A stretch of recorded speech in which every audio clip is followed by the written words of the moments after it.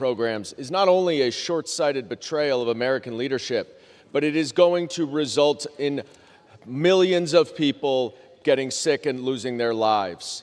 If we continue to retreat from helping countries around the world, as this administration is doing, our adversaries like China will fill the vacuum.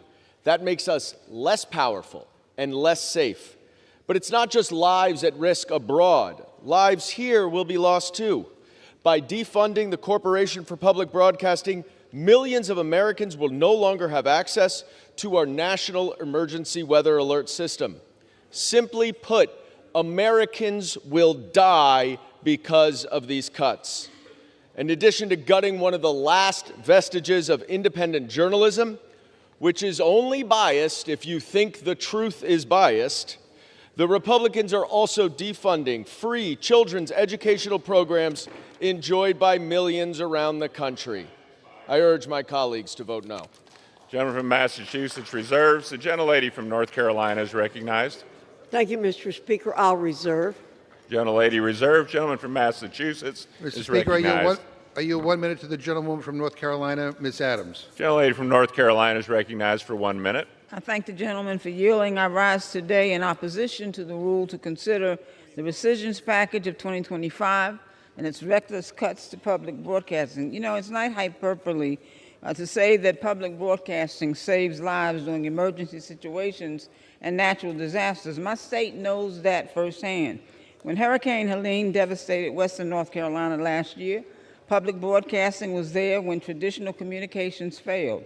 Widespread power, cellular, and internet outages meant that for thousands of North Carolinians, public radio was how they received their news.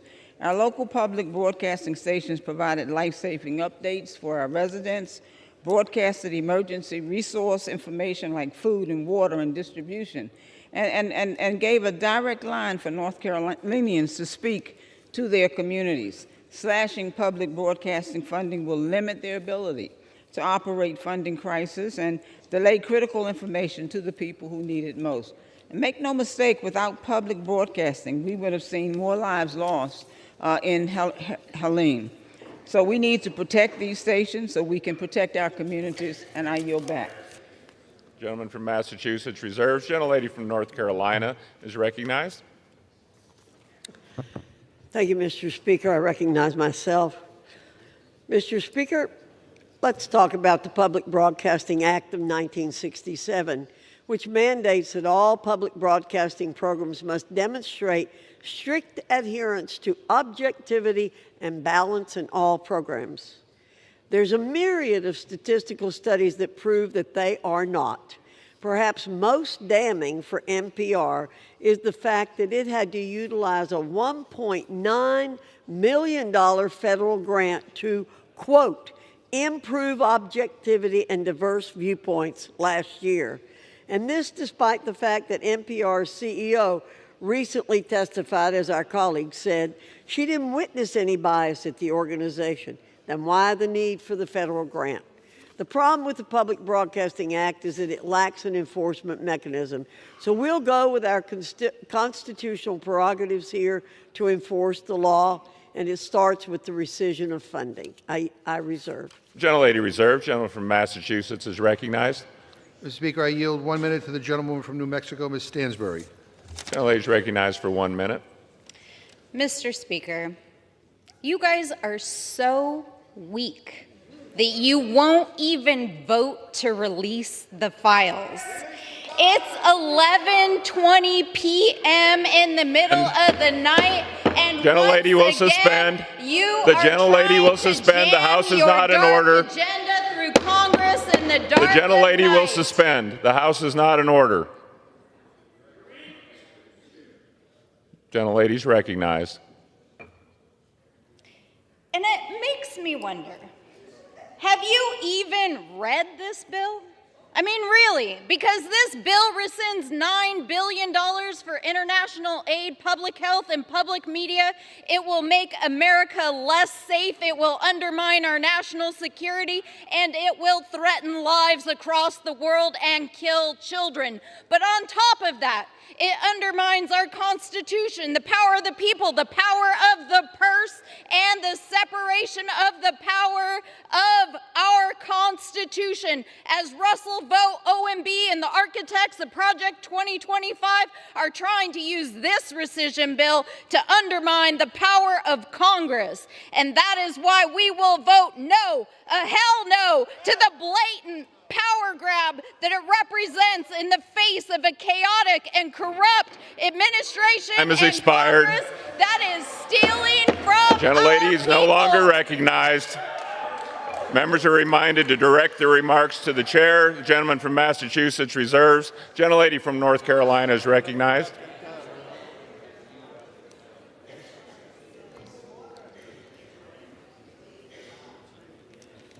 Thank you, Mr. Speaker.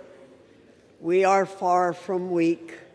We are doing what the American people want us to do, and that is to let them keep more of their money and not take it and let unnamed bureaucrats spend it on their behalf. I reserve. Gentlelady reserves. Gentleman from Massachusetts is recognized. May I ask the gentlelady how many more speakers she has? We're not quite ready to close, but we will Okay, well then be I will shortly. reserve, and you can go on. The gentleman from Massachusetts reserves. The gentlelady from North Carolina is recognized. Thank you, Mr. Speaker. I yield 2 minutes to the distinguished chairman of the Budget Committee, Mr. Arrington. The gentleman is recognized for 2 minutes. Mr. Speaker, the era of woke and wasteful spending in the people's government is over. And it's sad to watch this last-ditch effort by my Democrat colleagues to fight for status quo.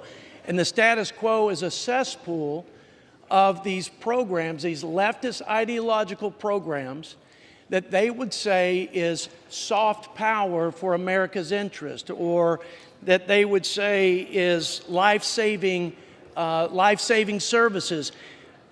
Mr. Speaker, the American people rejected this radical agenda. They rejected the failed policies of my Democrat colleagues and their unbridled spending that's bankrupting this country.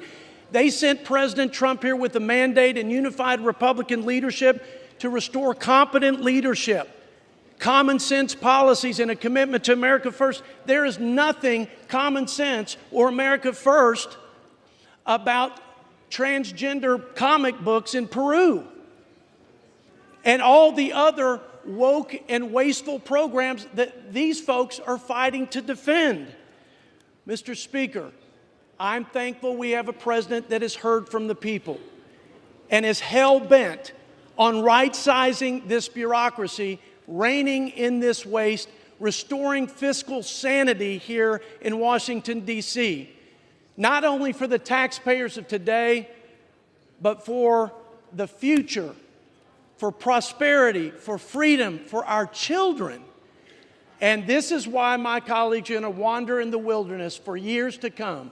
And while that might benefit us politically, it's sad for my country. And I'm sad as an American to see the defense of this crazy, divisive, and dangerous ideological programs that my taxpayers in West Texas are spending their hard-earned money for.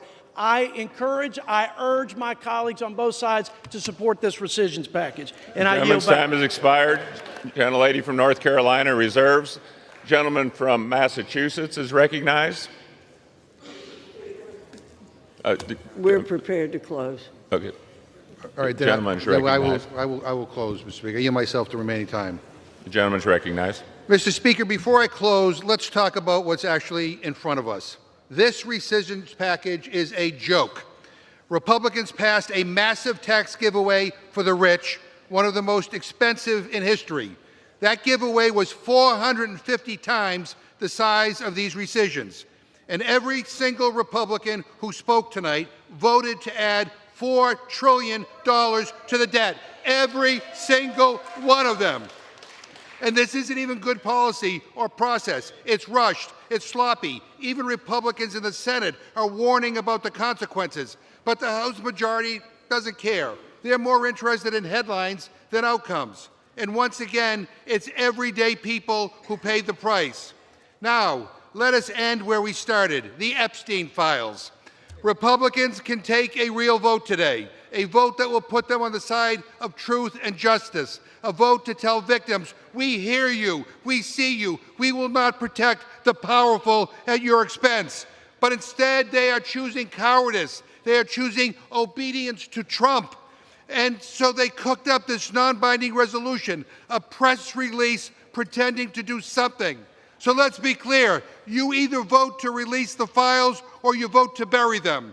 And if every Republican votes to block our attempt to release the records, they are telling Epstein's victims, you don't matter as much as our political convenience. And that should disgust every single one of us. This place deserves better. This country deserves better. And the victims, most of all, deserve the truth. Release the Epstein files. Release the Epstein files. Release the files. I yield back. The gentleman yields back. The gentlelady from North Carolina is recognized. Thank you, Mr. Speaker. I yield myself the remainder of my time. Mr. Speaker, our colleagues across the aisle all night have been talking about what we're not here to discuss, which is this rescissions package. They keep...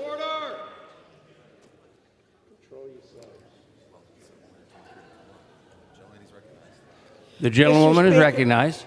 Mr. Speaker, the House has not been in order. The House is not in order. The gentlewoman is recognized. Mr. Speaker, our colleagues across the aisle have come here tonight, and they're not talking about what we're here to vote on tonight. They keep trying to distract the American people with things that we're not here to talk about. The American people do not want to see their hard-earned tax dollars being squandered, not one bit. At its core, H.R. 4 is about shutting off the spigot of wasteful money, clawing back the taxpayer dollars of Americans, and ensuring that wasteful and unnecessary spending is uprooted and left to wither and die. It's just that simple. That's all there is to it. With more rescissions packages on the horizon, as the President and Speaker have indicated, the best is yet to come. We're doing our job to help save the American taxpayer dollars. We know how hard it is to earn those dollars, and we don't want to see them squandered. With that, Mr. Speaker, I urge my colleagues to vote yes on the previous question, yes on the rule, and yes on the underlying bill. I yield back the balance of my time and move the previous question on the resolution. The question is on ordering the previous question on the resolution. All those in favor say aye. Aye. All those opposed, no. In the opinion of the chair, the ayes have it. Speaker, come on. Mr. Speaker, I asked for the yeas and nays. The yeas and nays are requested. Those favoring a vote by the yeas and nays will rise. A sufficient number having risen, the yeas and nays are ordered. Members will record their votes by electronic device, and pursuant to Clause 9 of Rule 20, the chair will reduce to 5 minutes the minimum time for any electronic vote on the question of adoption of the resolution. This is a 15-minute vote.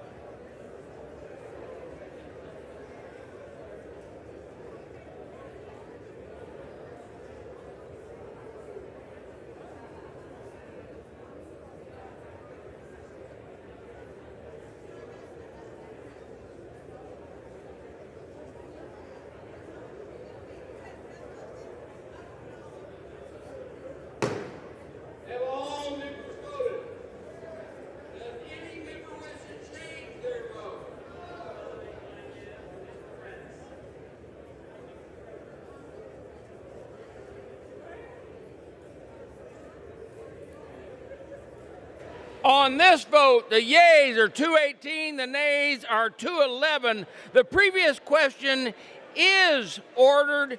The question is on the adoption of the resolution. Those in favor will say aye. Those opposed, no. In the opinion of the chair, the ayes have it. Mr. Speaker, I ask for a recorded vote. The recorded vote is requested. Those favoring a recorded vote will rise. A sufficient number having risen, a recorded vote is in order. Members will record their votes by electronic device. This is a 5-minute vote.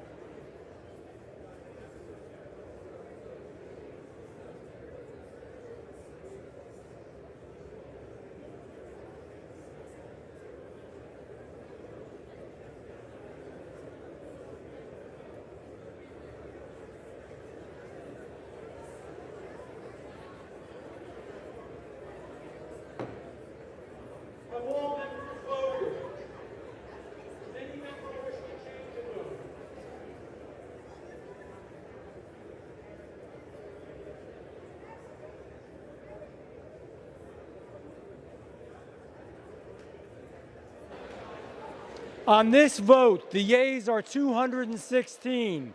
The nays are 213. The resolution is adopted. Without objection, a motion to reconsider is laid on the table. Pursuant to the adoption of House Resolution 590, the Senate amendment to H.R. 4 is considered as agreed to. Pursuant to House Resolution 580 and Rule 18, the Chair declares the House and the Committee of the Whole House on the State of the Union for further consideration of H.R. 4016. Will the gentleman from Illinois, Mr. Bost, kindly take the chair?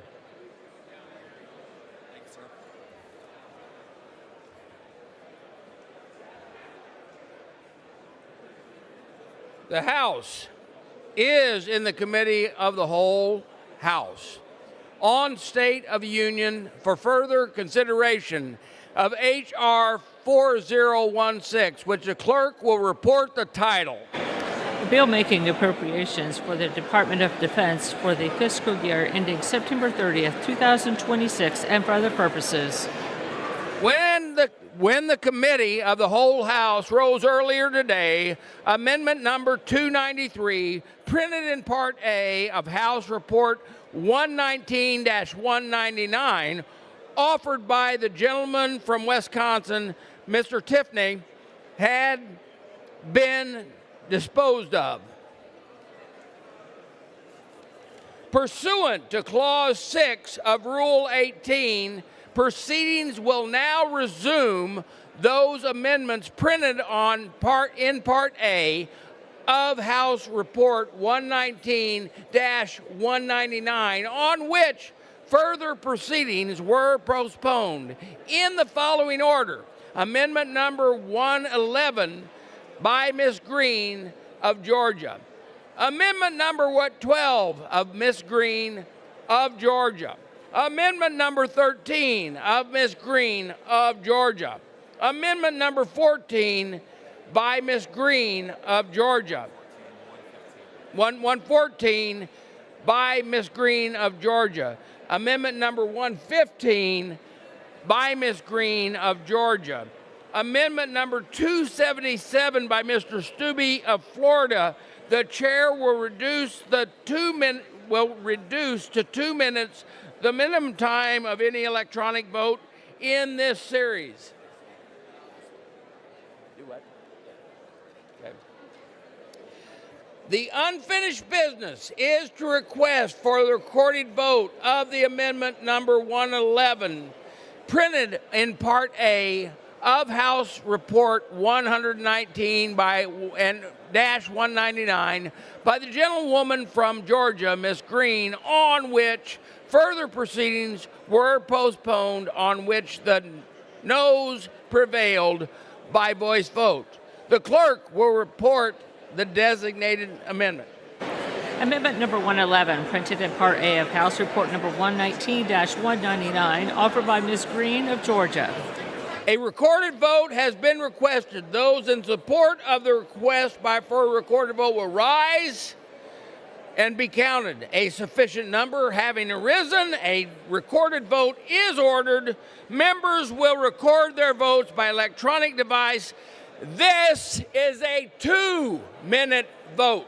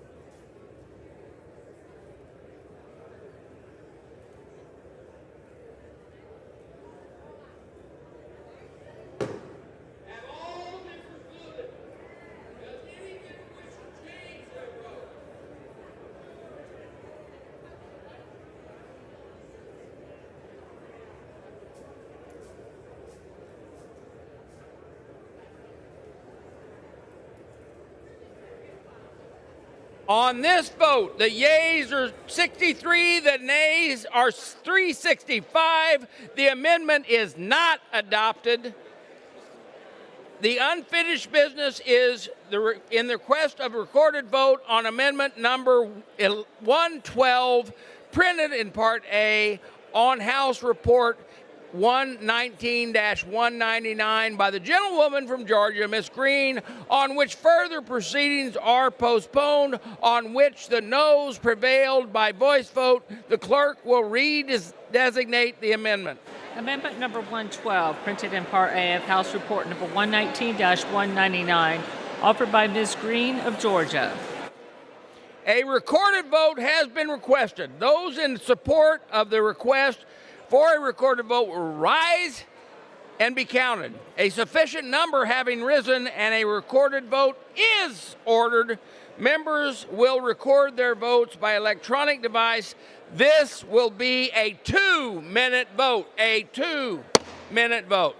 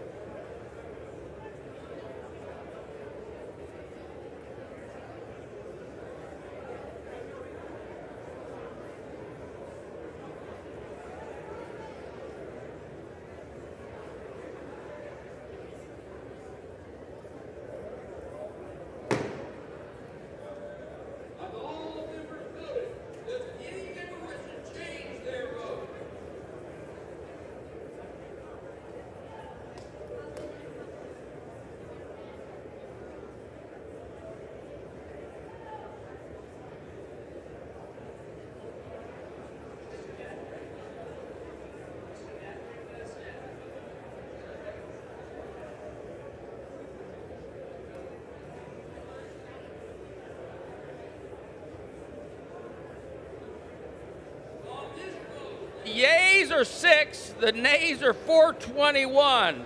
The vote is not adopted. The unfinished business is the request for a recorded vote on amendment number 113, printed in Part A of House Report 119-199 by the gentlewoman from Georgia, Ms. Green, on which further proceedings were postponed, on which the noes prevailed by voice vote. The clerk will report and redesignate the amendment. Amendment number 113, printed in Part A of House Report number 119-199, offered by Ms. Green of Georgia. A recorded vote has been requested. Those in support of the request for recorded vote will arise and be counted. A sufficient number having risen, a recorded vote is ordered. Members will record their votes by electronic device. This will be a 2-minute vote.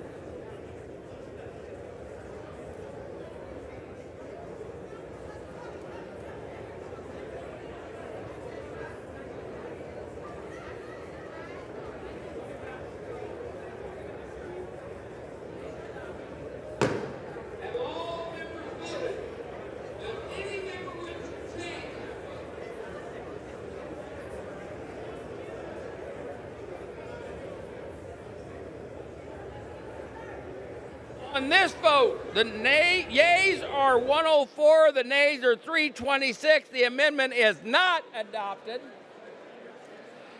The unfinished business is a request for recorded vote on the amendment number 114, printed in Part A of House Report 119-199 by the gentlewoman from Georgia, Ms. Green, on which further proceedings were postponed and on which the noes prevailed by voice vote. The clerk will designate the amendment. Amendment number 114, printed in Part A of House Report number 119-199, offered by Ms. Green of Georgia. A recorded vote has been requested. Those in support of the request for the recorded vote will rise and be counted. A sufficient number having risen, a recorded vote is ordered. Members will record their vote by electronic device. This is a 2-minute vote.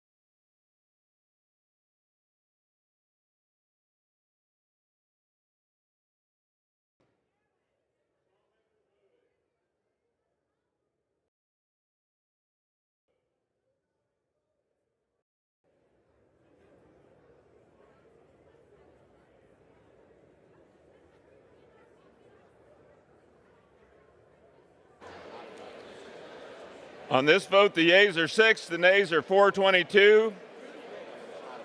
The amendment is not adopted. The unfinished business is the request for a recorded vote on amendment number 115, printed in Part A of House Report 119-199 by the gentlewoman from Georgia, Ms. Green, on which further proceedings were postponed and on which the nays prevailed by voice vote. The clerk will designate the amendment. Amendment number 115, printed in Part A of House Report number 119-199, offered by Ms. Green of Georgia. A recorded vote has been requested.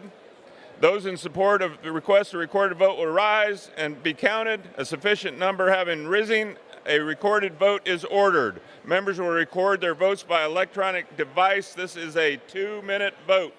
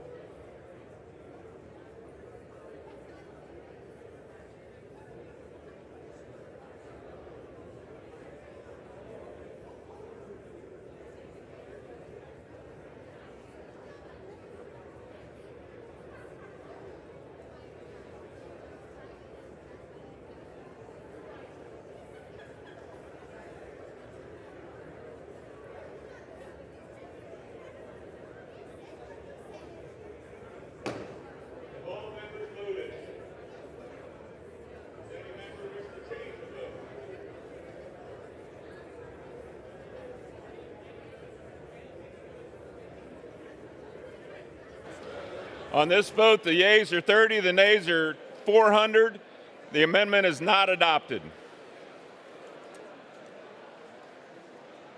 The unfinished business is the request for a recorded vote on amendment number 116, printed in Part A of House Report 119-199 by the gentlewoman from Georgia, Ms. Green, on which further proceedings were postponed, and on which the noes prevailed by voice vote. The clerk will redesignate the amendment. Amendment number 116, printed in Part A of House Report number 119-199, offered by Ms. Green of Georgia.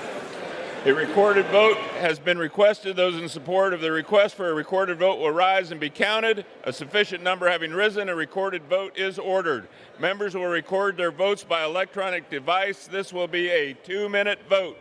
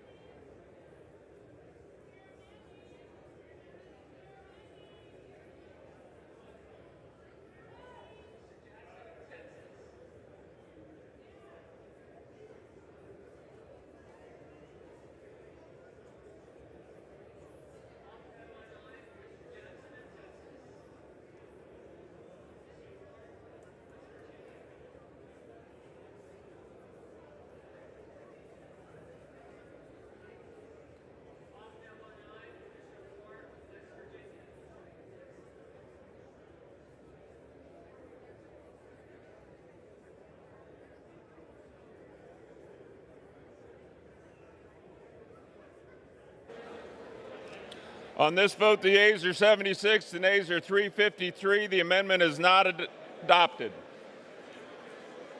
The unfinished business is the request for a recorded vote on amendment number 277, printed in Part A of the House Report 119-199 by the gentleman from Florida, Mr. Stubbe, on which further proceedings were postponed and on which the noes prevailed by voice vote. The clerk will redesignate the amendment. Amendment number 277, printed in Part A of House Report number 119-199, offered by Mr. Stubbe of Florida. A recorded vote has been requested. Those in support of the request for a recorded vote will rise and be counted. A sufficient number having risen, a recorded vote is ordered. Members will record their votes by electronic device. This will be a 2-minute vote.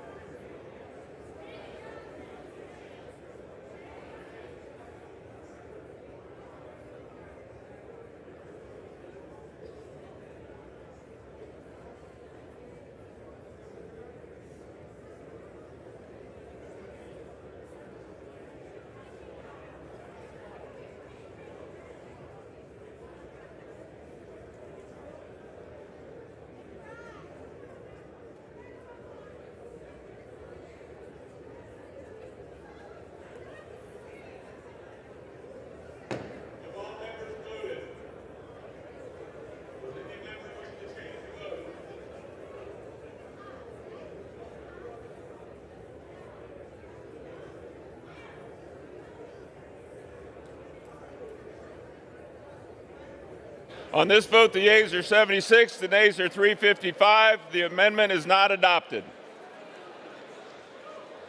There being no further amendment, pursuant to the rule, the committee rises.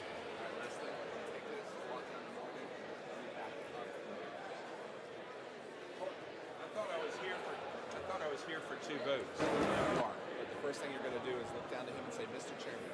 Say, Mr. Chairman. Mr. Chairman.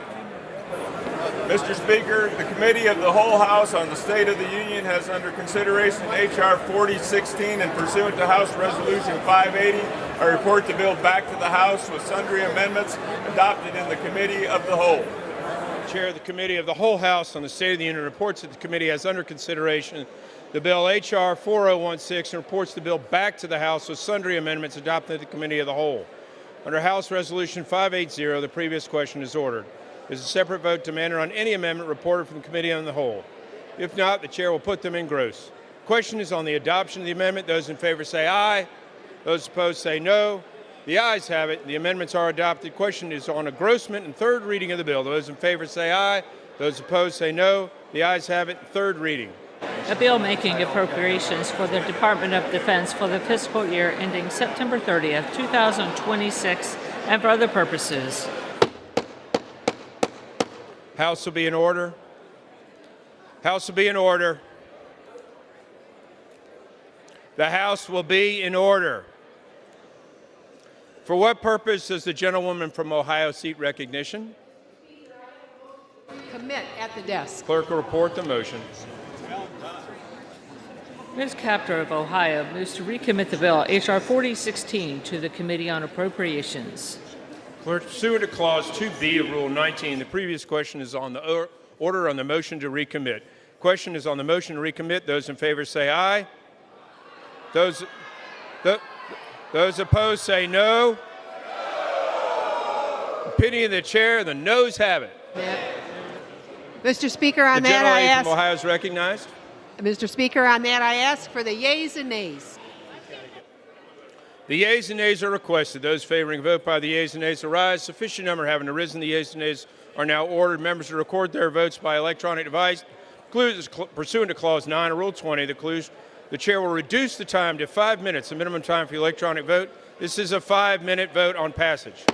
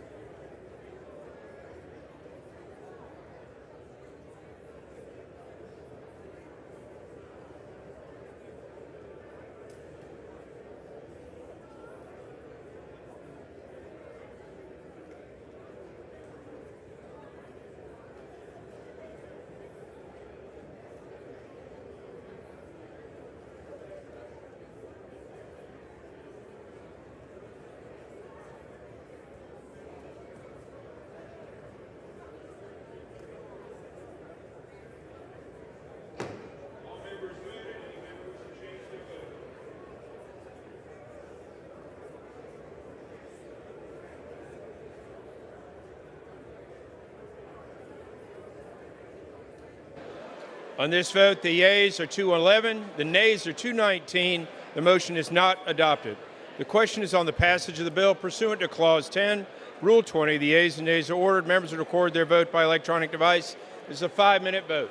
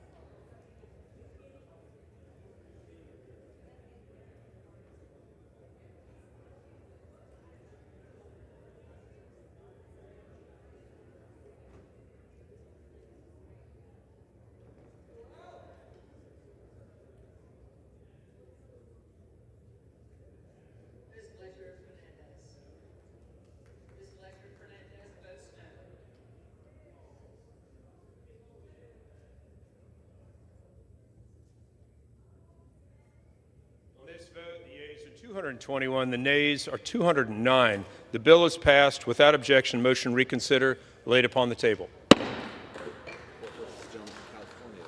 For what purpose does the gentleman from California seek recognition? Thank you, Mr. Speaker. I ask unanimous consent that the engrossment of H.R. 4016, the clerk will be authorized to correct section numbers, punctuation, cross-references, and to make sure such other technical and conforming changes as may be necessary to reflect the actions of the House in amending the bill, and that the second instruction in Amendment Number 40, printed in House Report 119-199, be changed from page 39, line 19, to page 40, line 19. Without objection.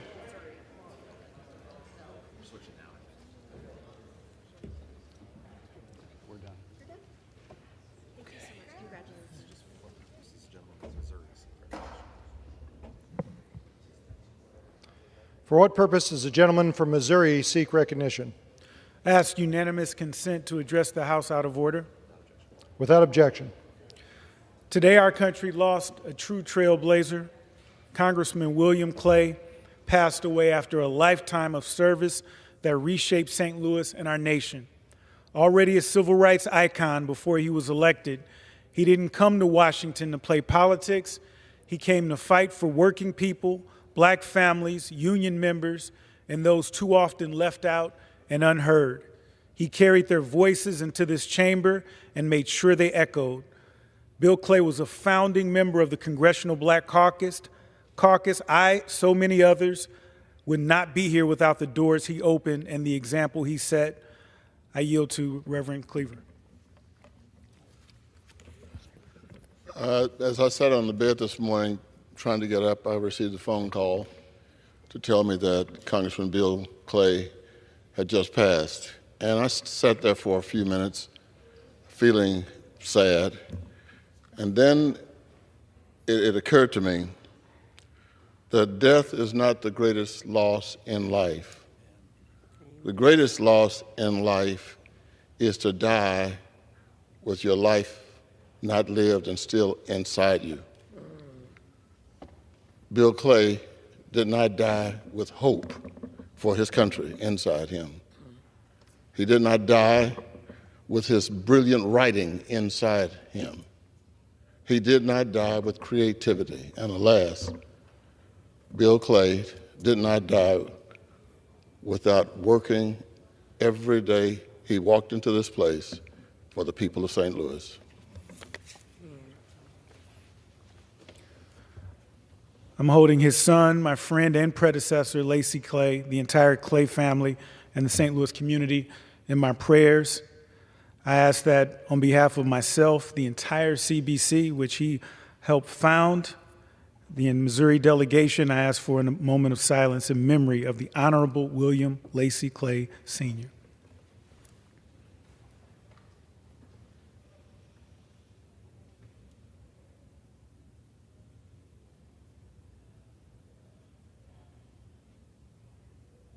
I yield back.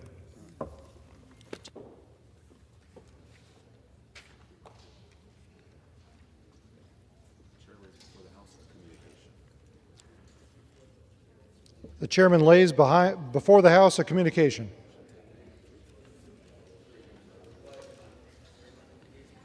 The Honorable, the Speaker, House of Representatives, sir. Enclosed is my letter of retirement sent to Tennessee Governor Bill Lee. I will leave the United States House of Representatives effective July 20th, 2025 at 11:59 p.m. Eastern Standard Time. Thank you for your steadfast leadership to advance the conservative principles we both hold dear. I appreciate your friendship over the years and look forward to seeing what incredible feats the House of Representatives will accomplish for the American people. Signed sincerely, Mark E. Green, Member of Congress. The chair lays before the House the following enrolled bill.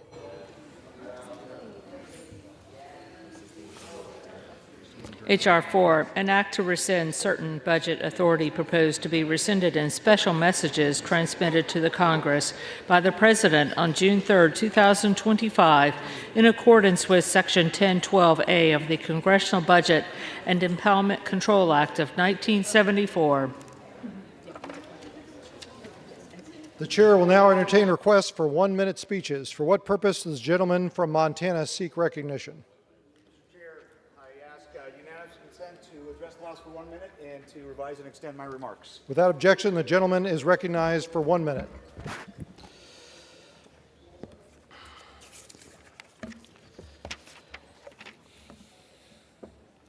Mr. Chair, I rise today to recognize an extraordinary young Montanan, Tarkan Benyon, who will make his Carnegie Hall debut on July 20th.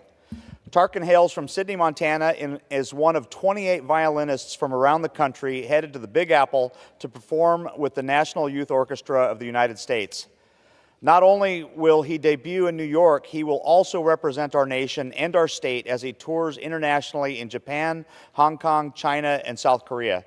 Tarkan's journey began at the age of 5 when his mother, who taught herself to play the violin at age 34, inspired him to pursue music. Since then, his passion has taken him to venues like the Montana Senate Chamber, where he performed a piece from Mozart's Violin Concerto No. 4 during his time as a page. Tarkan, your remarkable talent and dedication are an inspiration to your peers and to your state. Congratulations on this incredible accomplishment, and best of luck in your bright future. I know this is just beginning. Mr. Chair, I yield back. The gentleman yields back. For what purpose does the gentleman from California seek recognition? Request unanimous consent to address the House for 1 minute. The gentleman is recognized for 1 minute. Thank you. Mr. Speaker, America faces a housing crisis. One part of the solution to that crisis, though, lies right in our backyards. The solution has many names: granny flats, backyard cottages, or accessory dwelling units, but all expand our affordable housing supply. When I was mayor of San Jose, we made building backyard apartments easier by enabling thousands of homeowners to be able to get their permits online in a single day. The problem, though, was that many homeowners of modest means could never get a shovel in the ground because they couldn't get financing. So we talked to the banks, and the banks said they would lend if homeowners could get FHA insurance, or Fannie or Freddie would backstop the loans. So today, along with my Republican colleague, Andrew Garbarino, I've introduced a bill to do just that. The Bipartisan Supply Act will empower homeowners to become home providers. Colleagues, together, let's make affordable housing a reality for thousands more Americans. Thank you, Mr. Speaker. I yield back. Gentleman yields back. For what purpose does the gentleman from Georgia seek recognition? Mr. Speaker, I ask unanimous consent that when the House adjourns today, it adjourn to meet at noon on Monday next for morning hour debate and 2 p.m. for legislative business. Without objection. For what purpose does the gentleman from Georgia seek recognition? I ask unanimous consent to address the House for 1 minute to revise and extend my remarks. The gentleman is recognized for 1 minute. Mr. Speaker, I rise today to recognize Ms. Susan Mason, a resident of Savannah, Georgia, who has dedicated 40 years of her life to bringing elegance, excellence, and warmth to thousands of lives' most meaningful celebrations. When Susan Mason founded her catering company in 1985, she was recently divorced, living rent-free in a friend's home and inspired by a then up-and-coming Martha Stewart. What she lacked in resources, she made up for with resolve, talent, and a sparkling sense of humor. Over the next 4 decades, Susan Mason Catering became synonymous with silver service, culinary perfection, and timeless Southern style. Whether planning wrap parties for A-list celebrities or elegant weddings for local families, she made sure every detail was flawless. She is now 85 years young and still very much at the center of the party. With her signature wit and stylish presence, she has become both a cultural fixture and a business force in Savannah. Mr. Speaker, Susan Mason represents the very best of resilience, charm, and an entrepreneurial spirit. It is an honor to recognize her today for 40 years of extraordinary service. Thank you, Mr. Speaker, and I yield back. Gentleman yields back. For what purpose does the gentleman from Rhode Island seek recognition? Gentleman is recognized for 1 minute. Mr. Speaker, I rise today for the 30th time to call on the Trump administration to restore life-saving food aid for starving children. When children are starving, their organs shut down. At a certain point, they're not able to eat traditional food anymore. Ready-to-use therapeutic food is the only chance they have to survive and to get back to health. Right now in Rhode Island, there are 87,000 boxes of ready-to-use therapeutic food sitting in a warehouse, already bought and paid for, but sitting in a warehouse because the Trump administration has frozen this aid. It is time for the administration to honor the will of Congress, to honor its own commitment, and to do the right thing and get this food to the kids around the world who need it. I will keep speaking out every day until they do, and I yield back. The gentleman yields back. For what purpose does the gentleman from Texas seek recognition? To address the House for 1 minute to revise and extend my remarks. The gentleman is recognized for 1 minute. Thank you, Mr. Speaker. Mr. Speaker, tonight I voted against sending more military aid to Israel.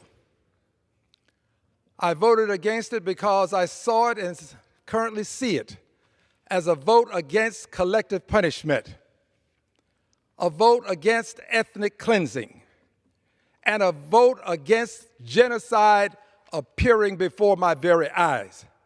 I refuse to have my fingerprints, my imprimatur, on the killing of innocent people, including children. I voted no. I will not become a yes because Mr. Netanyahu doesn't want peace. He wants all of Palestine. My imprimatur will not be on it. I yield back.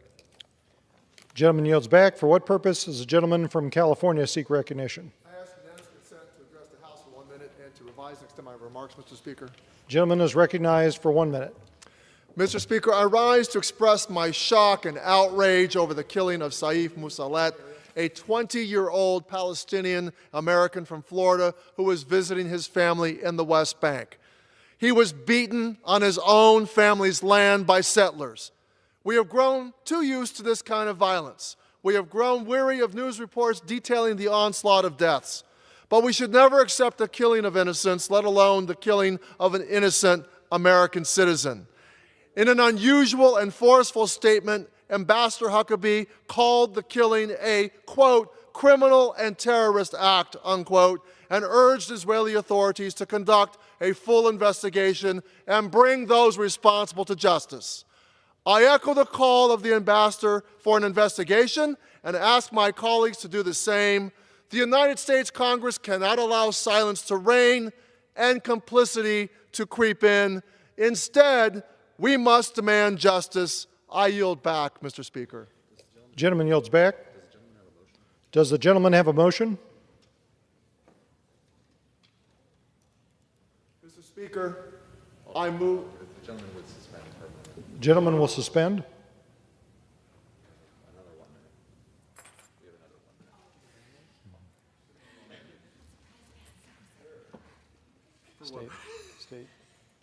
State. What state? For what purpose does the gentleman from Wisconsin seek recognition? Well, I'd like to unanimous request to speak for 1 minute, revise and extend my remarks. The gentleman is recognized for 1 minute. Thank you. As we leave the Capitol for the weekend, we want to leave the body here with a little bit of thought. I'm going to quote from a book called The Tragedy of American Compassion by Marvin Olasky, now a 30-year-old book. But it's an interesting book in that it deals with what we today call welfare, at the time that was all privatized. And I'm going to quote from the Society for the Prevention of Pauperism of the City of New York, and what they felt was the cause of pauperism at the time and what had to be done to end it. And they listed 10 causes of pauperism. People in the 1820s were brighter than the people today. They listed ignorance, idleness, intemperance, which I take it to mean drunkenness, want of economy, imprudent and hasty marriages, you don't hear that one anymore, but they felt it was one of the top 10, lotteries, pawnbrokers, brothels, gambling houses, and the most interesting one, the vice of charities that gave away money too freely. So when we return next week, let's remember the wisdom from the Society for the Prevention of Pauperism and not give away charity too easily. Thank you. Gentleman's time has expired. Does the gentleman have a motion? Yeah, I think we should adjourn. The question is on the motion to adjourn. Those in favor, so signify by saying aye. Aye. Those opposed say no. In the opinion of the chair is the ayes have it. The motion is adopted. Accordingly, the House stands adjourned until noon on Monday next for morning order debate.